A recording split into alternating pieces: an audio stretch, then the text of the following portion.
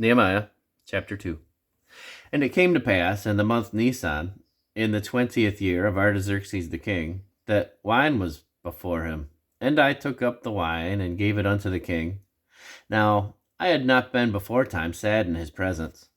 Wherefore the king said unto me, Why is thy countenance sad, seeing thou art not sick? This is nothing else but sorrow of heart.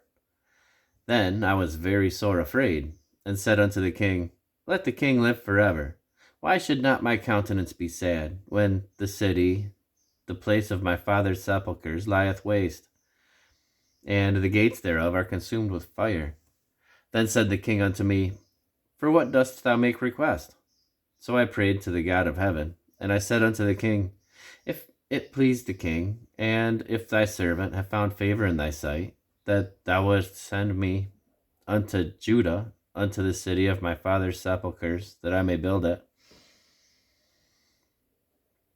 And the king said unto me, the queen also sitting by him, For how long shall thy journey be? And when wilt thou return? So it pleased the king to send me, and I set him a time.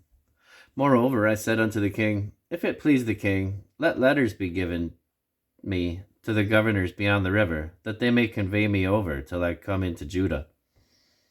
And a letter unto Asaph, the keeper of the king's forest, that he may give me timber to make beams for the gates of the palace which appertained to the house, and for the wall of the city, and for the house that I shall enter into.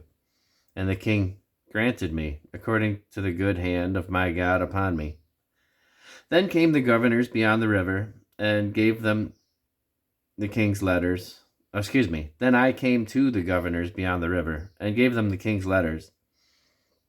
Now the king had set captains of the army and horsemen with me.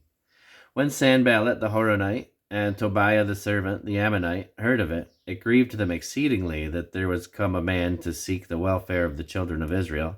So I came to Jerusalem, and was there 3 days. And I arose in the night, I and some few men with me. Neither told I any man what my God had put in my heart to do at Jerusalem. Neither was there any beast with me, save the beast that I rode upon. And I went out by night by the gate of the valley, even before the dragon well, and to the dung port, and viewed the walls of Jerusalem, which were broken down, and the gates thereof were consumed with fire.